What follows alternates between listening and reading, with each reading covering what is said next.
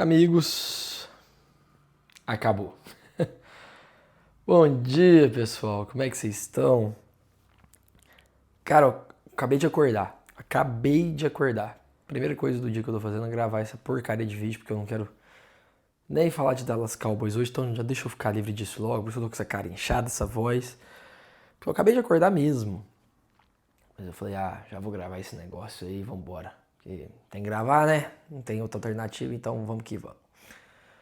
Vou fazer o recap desse jogo ali e falar um pouquinho desse final de temporada pra gente. Mas se inscreve aí, deixa o like, porque uma coisa que eu queria falar hoje é de Dallas Cowboys e tô aqui. Vamos lá, pessoal. Primeiro, acabou a temporada, acabou. Matematicamente não, ainda tem alguns cenários. Mas, pessoal, vocês acham que tem 4 jogos pra acabar? Você acha que os Eagles vão perder desses 4, 3 jogos, onde eles enfrentam Bills, ok. Commanders 2 vezes, e eu acho que o outro é o Giants. Enfim, perder 3 jogos em 4, acho muito difícil. E muito difícil. Não, tem que perder os 3 em 3, é isso, né? Perder os 3 em 3 jogos. Os Commanders 2 vezes e Bills uma. Não vou ganhar mais nenhum jogo. Os Eagles, acho que é mais ou menos isso. E o Cowboys, além dos Eagles ter que perder esses 3 jogos, o Cowboys tem que ganhar todos os jogos. Chargers, Commanders e Giants. Eu não tô nem preocupado com os Eagles, foi o que eu sempre falei pra vocês. Não adianta vocês torcer pro Eagles perder, pro Packers perder, pra quem quer que seja perder, se a gente não ganhar. E na boa, um time que não ganha de um outro time já eliminado, com um quarterback muito fraco, dentro de casa, toma 31 pontos pra esse quarterback muito fraco, vocês acham que merece ir pros playoffs? De verdade. Não merece, cara. Não merece. E o que me leva a crer que aquele período ali que a gente teve de Raiders, Eagles e Chiefs, aquilo ali foi fora da curva pra gente. Aquilo ali não era o Dallas Cowboys dessa temporada, a defesa principalmente. Aquilo ali foi uma epifania. Foi algum momento ali que alguma coisa, alguma motivação dos jogadores estava em alta e deu tudo certo. A verdade é essa. E mesmo após aquelas vitórias, eu falei: essa defesa é um lixo, para não falar outra coisa. Ela é muito fraca. Ela é muito fraca, ela ainda é muito fraca. Mesmo com a volta de Overshaw, mesmo com a chegada de Quinnen Williams e tudo mais, ainda é uma defesa muito fraca. A gente tá falando de uma defesa que sente falta de um jogador que já é um andarilho na NFL, já é um veterano, que já não... times cortam ele, que é o Jadeveon Clowney. O Dallas Cowboys sente falta do Jadeveon Clowney em 2025-26. Isso diz muito sobre essa defesa. Essa defesa sente falta de um Logan Wilson, que não é ruim jogador, mas não é solução. Sente falta de um Logan Wilson. Essa defesa sente falta de um Dante Fowler, que na maioria dos times é só um jogador de rotação. Como que com uma unidade dessa você vai para algum lugar? É impossível. É impossível. Não tem como. É um time totalmente disfuncional. E antes do jogo já tinha um quadrozinho que mostrava isso. Mostrava que o Dallas Cowboys é o melhor ataque da NFL em jardas. É o ataque número 1 da NFL em jardas. E o 31º em ceder jardas. Só dos Bengals cedem mais. E olha onde os Bengals estão, né? Então, assim, como que um time tão disfuncional vai chegar longe? Não chega. Você pode ter o melhor ataque tranquilo. E ao contrário também. Você pode ter uma defesa que sofre 13 pontos por jogo. Bom, o ataque não faz nada, você não ganha jogos. Que é um exemplo claro disso que está acontecendo nos últimos anos. Cleveland Browns sempre teve uma defesa maravilhosa. Tem o Myles Garrett, que é o melhor defensor da liga por anos. Sempre uma defesa altíssimo nível. Altíssimo nível. Onde os Browns chegam? Nunca chegam. Nunca chegam. Times disfuncionais não chegam. E talvez o time mais equilibrado desse ano em ataque e defesa é justamente quem? O Los Angeles Rams, que é o favorito de muitos aí para o Super Bowl. Porque é um time equilibrado. Tem um ataque muito bom, mas não é melhor. Por exemplo, do Dallas Cowboys. Tô falando em números, tá, pessoal? Por exemplo, do Dallas Cowboys é melhor. Tem uma defesa muito boa, que também não é a melhor. Do Houston Texas é melhor, do Denver Broncos é melhor, mas é uma defesa muito boa. Muito boa. Uma defesa top 7, top 8. Olha os Rams onde estão. Equilíbrio. Não adianta você ter uma unidade muito potente, uma defesa horrível, que é um pouquinho mais antiga, vai lembrar, por exemplo, dos anos de Tony Romo. Tinha anos que a gente tinha um ataque muito bom, com uma linha ofensiva maravilhosa, o próprio Romo, DeMarco Murray, Dez Bryant, Jason Witten. Onde esse time chegou? Por quê? Na defesa tinha Orlando Skandrick da vida, Jeff Heath, Church. Era cada peça que tinha ali que, meu Deus do céu. Times disfuncionais não têm vida longa na NFL. Não adianta. Não adianta. Enfim, vamos falar um pouquinho do jogo de ontem em específico. Quando acabar a temporada oficialmente, a gente faz um vídeo do que eu tava falando aqui. Começar pelo nosso ataque. Falei muito da defesa, vou começar pelo nosso ataque. Foi a noite mais inspirada do mundo? Não foi. Já começa pelo ponto do Brandon Aubrey errando 2 field goals, né? 2 field goals. Mas aqui eu vou passar pano pra geral. Até George Pickens, que eu vou explicar. George Pickens jogou porcaria nenhuma, vou passar pano. Jake Ferguson nem entrou em campo, vou passar pano. CeeDee Lamb jogou bem. CeeDee Lamb jogou bem. Flournoy também. O Javonte Williams jogou bem. Dak Prescott bem malomeno, mas também vou passar pano pra geral. Por quê? Como a linha ofensiva que fez o jogo de ontem, não tem como. Não tem como jogar. Não tem como jogar. É você pegar a bola e ter um defensor em cima de você. E aí o George Pickens da vida, por que não aparece? O George Pickens estava usando muito aquela rota slant, né? Que ele sai e corta pro meio. Tava manjado. O pessoal já tinha marcado isso. O George Pickens sempre foi um jogador de mais vertical, de rotas longas, né? De você vai mais pro fundo do campo. Não dava tempo. Teve uma bola muito clara, que eu até falei no Stories, que o George Pickens faz uma rota, ele vai reto aqui e quebra no fundo da end zone, ele estava livre. Poderia ser touchdown. Por que poderia ser touchdown? Porque o nosso querido Terrence Steele, nesse lance, ele vai fazer o bloqueio, o cara passa por ele como se não tivesse ninguém ali. Como se não tivesse ninguém. O deck tem que soltar a bola, senão ele ia ser sacado. Aí ele solta para um cara que já estava com a sua rota desenvolvida, que era o Cavante Turpin, mas era antes do first down. Quando o deck solta a bola, aí que o George Pickens começa a quebrar lá no fundo da rota. Se tivesse um segundo e meio a mais, era touchdown do Dallas Cowboys com o George Pickens. Mas não tem como, porque o Terrence Steele não sustentou esse bloqueio um segundinho. Como é que você faz? É culpa do Pickens? É culpa do Prescott? Não é, cara. É isso que eu falo, o futebol americano é muito mais complexo, é muito mais que isso. O George Pickens simplesmente não apareceu ontem porque ele estava com dor de barriga. As rotas dele ontem é um plano de jogo que o George Pickens ia fazer mais rotas em profundidade. Não, dava tempo. Aí o Schottenheimer, claro, ele pode fazer ajustes, colocar o Pickens para fazer rotas mais curtas e tudo mais, mas ele não fez. Então não é o jogador. Tem hora que não é o jogador. Não é o Pickens. É a porcaria da linha ofensiva. E isso aconteceu a noite inteira. Teve uma bola também, aquela bola no finalzinho do jogo ali, que o deck solta a bola pro Malik Davis e bem na linha do first down. Os Vikings fazem o teco, a gente não consegue a conversão e ele meio que sela, né, o nosso destino.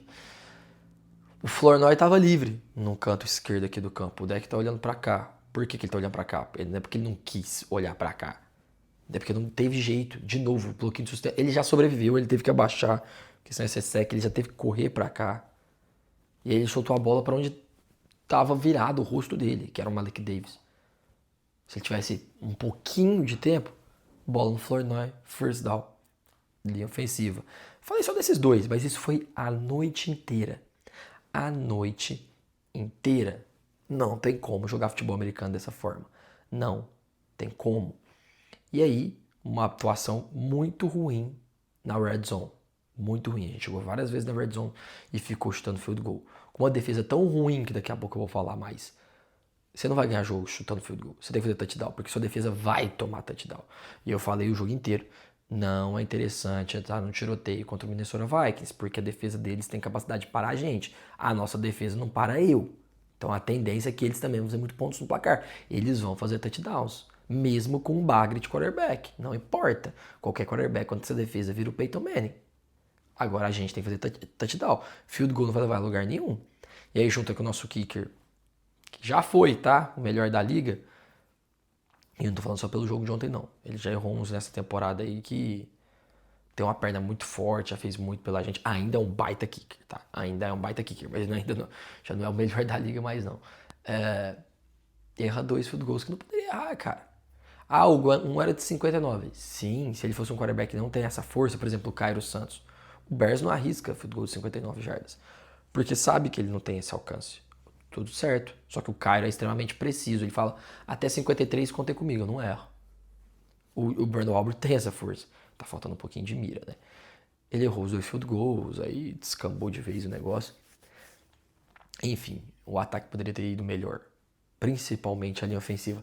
Até no final, ali eu até falei, entrou um maluco que eu nunca ouvi falar na minha vida. A Denige. Nunca ouvi falar. Não vou... Eu tenho que ser sincero com vocês. Nunca ouvi falar na minha vida. Que o Nate Thomas sentiu um pouco o ombro. O Nate Thomas, que já escolheu de 7ª rodada, tá de titular porque o Tyler Guyton machucou, né? Eu até falei, eu não entendo de verdade porque não põe o Tyler Smith ali, que ele já jogou uma temporada inteira de left tackle e foi muito bem. Porque esse sim, pode colocar ele em qualquer lugar, meu irmão. Ele vai performar. E coloca o TJ Bass guard, que é um bom guard reserva. Não sei. Colocou esse Adenige, cara. Ele matou uma campanha nossa. A gente já tinha chegado no meio do campo com boas corridas do Javonte Williams. Primeira para 10, a gente conseguiu uma boa jogada. Ele segurou. Primeira para 20.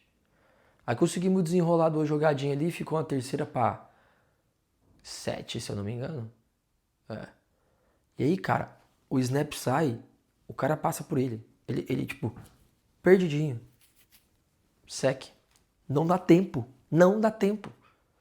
Então, um cara entrou numa campanha, um hold, uma passe, não sustentou o sec por meio segundo, acabou a campanha. Um jogador. O que ele faz? Mas é culpa do Denige? Não.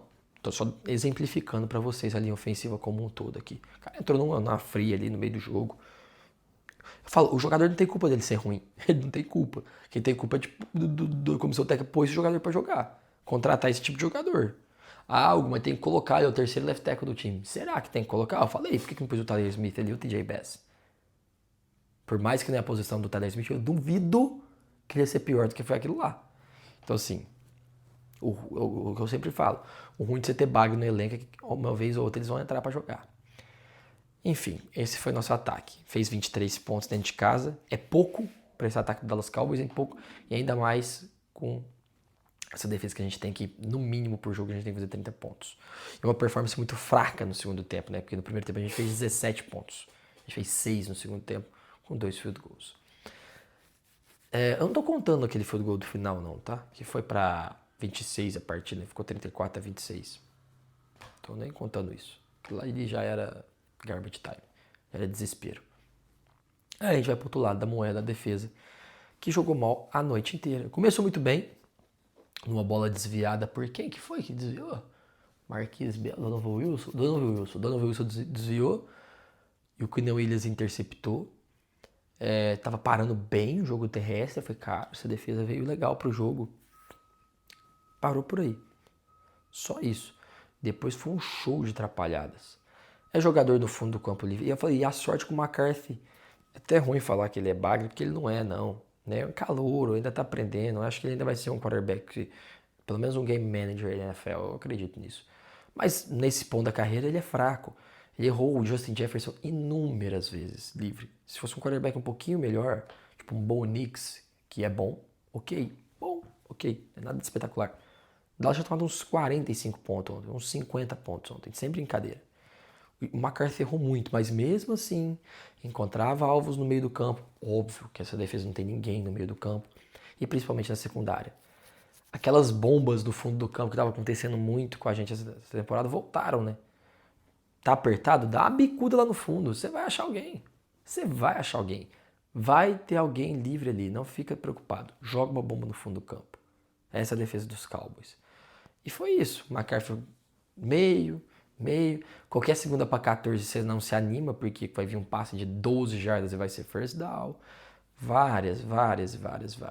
Uma jogada que resume bem foi aquela quarta lá que a gente tinha que parar.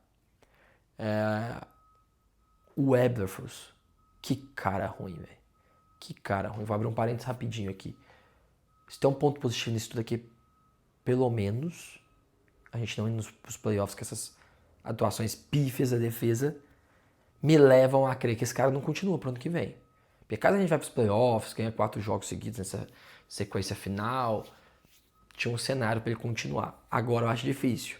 Não é possível. É o Jerry Jones que é o dono da franquia. Ele gosta de continuidade. Mesmo se a continuidade seja um cara horrível. Mas aparentemente não tem condição desse cara continuar. Não tem condições. Voltando pro jogo. Nessa quarta que eu falei, o gênio Matt Eberflus manda 2 caras pro pass rush. 2 caras. Isso não existe. Ainda mais com um quarterback que sob pressão é horrível. É horrível. Mas, você pensa, se ele mandou 2 jogadores pro pass rush, vai ter mais gente ali atrás. O passe longo não vai entrar. Como é que foi a jogada? Passe longo. First down Vikings. Aí continuou a campanha, virou um touchdown. O que você explica uma coisa dessa? O que você faz com um time desse? Tem que bater, né? É cada coisa. E aí, voltando pro Eberflus, eu falei durante a semana sobre pressão, falei no pré-jogo, falei a semana inteira. Tem que pressionar o DJ McCarthy, tem que mandar blitz, tem que pressionar, porque ele pressionado, vocês viram quando foi pressionado, é cada bola que ele lança que você fala, meu Deus do céu, esse menino aqui vai ter problema. Cara, o Eberflus simplesmente não mandou blitz, não mandou, e pior, jogadas mandou 2 jogadores, teve jogada que mandou 3, atrás 4 no máximo. E aí, como a nossa linha defensiva também é fraca, que eu falei, a gente sente falta de Jadavion Clowney, galera. A gente sente falta de Jadavion Clowney. Isso é muito preocupante. Isso diz muito mais sobre o Cowboys do que do Clowney. Aí não manda blitz, não manda um linebacker atrás do quarterback, não manda um safety, não manda um corner, não manda nada. O J.J. McCarthy tem tempo. E mesmo qualquer quarterback de NFL, com um pouquinho, com tempo para ele olhar, raciocinar, ele vai encontrar seus alvos. Ele tá na NFL, é um quarterback de NFL. Qualquer um. Tanto é que Bryce Young teve a melhor partida da vida contra a gente. O Caleb Williams teve uma virada de carreira contra a gente. O Marvin Harrison teve a vida contra a gente. Todo jogador tem a vida contra a gente, contra essa defesa. Porque é muito fácil jogar contra ela. É muito fácil. E aí não tem como. E para finalizar nossa defesa, não tem como não falar de Darren Bland. Que jogador ruim que se tornou o Darren Bland. E infelizmente, pós-assinatura de contrato, cara. Eu tenho uma raiva disso, quando um jogador assina um contrato e parece que, tipo assim, beleza, meu amigo, já garanti meu futuro agora, foda-se. Ai, como eu tenho raiva disso, como eu tenho raiva disso. Ele fez uma partida terrível já contra os Lions. Terrível. E aí você pensa assim, mas ele tava marcando o Justin Jefferson. Jordan Addison é o ótimo receiver número 2. Não, meu amigo, quem tava queimando ele era o Naylor. Naylor tava queimando o Darren Bland, tá? Então, sempre atrasado. Sempre atrasado. Como é que faz? Se o seu dito cornerback número 1 não tá jogando nada. Nada. Não importa quem ele tá marcando, não importa se é zona, não importa se é mano a mano, ele não consegue jogar. E tá 100%, tá? E tá 100%. Olha como é que faz. Muito dessa defesa sendo ser horrível é o Eberflus, como eu falei, esse homem tem que ir embora. Mas os jogadores estão longe de ajudar também. Mas longe de ajudar. O primeiro touchdown do Vikings é falha do Darren Bland. Ali não foi falha de chamada do Eberflus. O Bland. O Naylor bateu ele na rota. O Naylor bateu ele na rota. Se é o Justin Jefferson no mano a mano e o DJ McCarthy faz um passe perfeito, beleza, cara. Aí show de bola, faz parte da NFL. Normal. Darrell Reeves, os maiores corners da liga, já foi batido por Tom Brady e Randy Moss. Normal. Mas vocês escutaram? Tom Brady e Randy Moss, o melhor da história contra um receiver top 3 da história. Aí beleza. Que a gente tá falando de J.J. McCarthy e Naylor. A distância desses dois que eu falei, Brady Moss para Naylor e McCarthy, é maior que daqui no Japão a distância. Entendeu? É isso. É isso. Como é que faz? E para finalizar, e aí eu falei isso em stories, eu faço questão de falar isso aqui de novo. Não é só pro Marquise Bell, é para toda essa geração péssima de ser humanos, até que eu tô falando, da sociedade que preocupa mais com a imagem do que performance, qualquer coisa. Hoje é um mundo de imagem, hoje é um mundo de cortes, hoje é um mundo de highlight. Esses jogadores defensivos todos de secundário, todos não, né? Um ou outro não, óbvio, não vamos generalizar, vamos pôr 100%. Mas a grande maioria tá mais preocupado com o highlight de Instagram, com o número de box score, o sofá score deles lá, do que fazer a jogada correta. Isso todo jogo tem. Todo jogo tem. E aí a jogada que eu tô falando é o Marquise Bell. O McCarthy deu um passe muito arriscado pro TJ Hawkinson. Era só o Marquise Bell dar um tapa na bola. Só isso. O que o Marquise Bell tenta fazer? Interceptar a bola. Pra quê? Pra quê? Aí o TJ Hawkinson conseguiu a recepção, porque o Marquise Bell não consegue interceptar ninguém. Pra que ele fez isso? Porque ia dar um highlight pra ele no Instagram, o Dallas Cowboys oficial ia fazer postagem dele, ele ia ficar pondo isso no feed, ia põe no DVD dele lá. É pra isso que importa. É pra isso que importa. Esses caras jogam por isso. Eles não jogam pra vencer. Dá um tapa na porcaria da bola. Acabou a jogada. Isso tem vários. Não, mas vários fazem isso. Mas que eu falei até uns no Stories, mas dos outros jogadores eu não vou ficar falando aqui. Fala do Dallas Cowboys. Já aconteceu isso com o Cowboys várias vezes. Olha, o Chavon Rivell teve esse problema no último jogo contra os Lions. É uma jogada que ele fica recuando ali, parece que pensa numa interceptação e perde o tempo da bola. Se ele corre direto para trás, ele tinha cortado a linha de passe.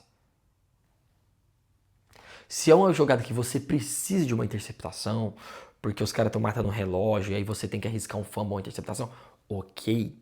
Aí tudo bem, você precisa roubar essa bola. Não era o caso. Quase nunca é o caso. Então esses jogadores dessa nova geração aí que fica pensando em highlight de Instagram prejudicam seus times como Marquise Bell. Não só por essa jogada, prejudicou muito ontem o Dallas Cowboys. Enfim, um show de horrores tomando 31 pontos em casa de J.J. McCarthy. Um time desse tem que perder e um time desse não merece ir para os playoffs. É isso, pessoal. Valeu.